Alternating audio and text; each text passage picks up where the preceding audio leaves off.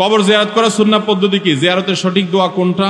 আমাদের সমাজে কবরের দিকে ফিরে নামাজের মতো দাঁড়িয়ে যেভাবে দোয়া করার প্রচলন আছে তা কি সুন্নাহ সম্মত?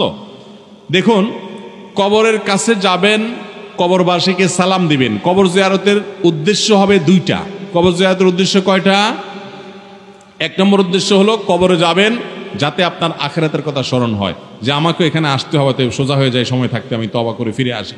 নবী সাল্লাল্লাহু আলাইহি ওয়াসাল্লাম বলেছেন, জোরুল কবর ফাইন্নাহা তুযাক্কিরুকুমুল আখিরা ফাজুরুহাল আন ফাইন্নাহা তুযাক্কিরুকুমুল আখিরা। তোমরা কবর জিয়ারত করো, কারণ কবর তোমাদেরকে আখিরাতের কথা স্মরণ করে দিবে। এই জন্য আমি যাব কবর জিয়ারত করতে। নাম্বার 2, কবর জিয়ারত করে এই জন্য যাব যে ওখানে গেলে মুর্দা আছেন তাকে সালাম পেশ করব, তার জন্য শান্তির দোয়া করব।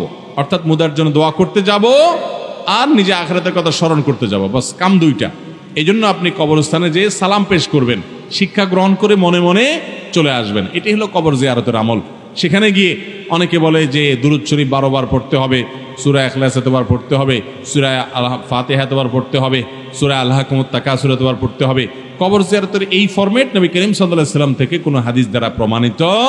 তো যেটা নবী সাল্লাল্লাহু আলাইহি ওয়াসাল্লাম করেন নাই, এই সূরাগুলো তারা জানতেন, দুরূদ শরীফ তারা জানতেন, সাহাবায়ে কেরামরা করেন নাই, তাহলে সেক্ষেত্রে এটা আমরা করব কার নির্দেশে ভাই? কবর জিয়ারত করা যদি একটা আমল হয়, একটা ইবাদত হয়, সেই ইবাদত হবে মুহাম্মদ সাল্লাল্লাহু আলাইহি ওয়াসাল্লাম বাতানো পদ্ধতি অনুযায়ী, না আমাদের মন গড়া। আমাদের মন গড়া হবে? অতএব কবরে গিয়ে সালাম পেশ করবেন, সালামুন আলাইকুম দারা কওমিল মুমিনিন, হে ঈমানদার অধিবাসীরা, তোমরা যারা এখানে শায়িত আছো তোমাদের শান্তি বর্ষিত হোক। ওয়া ইন্না ইনশাআল্লাহু বিকুম লালাহিকুন, নিশ্চয় আমরা তোমাদের পরে এখানে এসে যুক্ত হব, আমরাও চলে আসবো এখানে এক সময়। আনতুম সালাফুনা ওয়া নাহনু বিল আসার, তোমরা আগে গেলে আমরা তোমাদের পিছনে আসছি।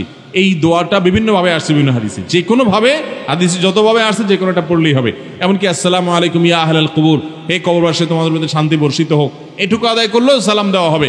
এটাও বিভিন্ন রিওয়ায়াতে আসছে। যার কারণে যে কোনোভাবে বর্ণিত সালামের যে ফরম্যাট আছে, আপনি ফরম্যাটে সেখানে সালাম নিবেদন করবেন, এরপরে চলে আসবেন। যদি সেখানে দাঁড়িয়ে আপনি দোয়া করতে চান, তাহলে ওই কবরওয়ালার দিকে না, দোয়া হবে কেবলার দিকে, আল্লাহর কাছে। কার কাছে দোয়া হবে? আল্লাহর কাছে।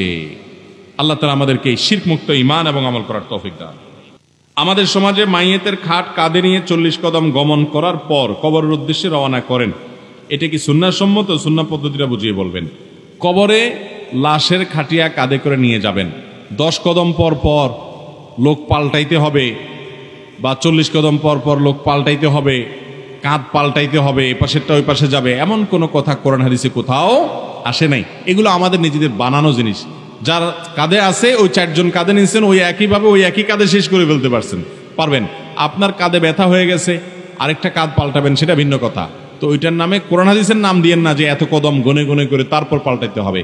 মাঝে কেউ চাইলে কাঁধ পাল্টাতে পারে, নতুন মানুষ ঢুকতে পারে, এপাশ থেকে ওপাশ যেতে পারে, কোনো অসুবিধা নাই।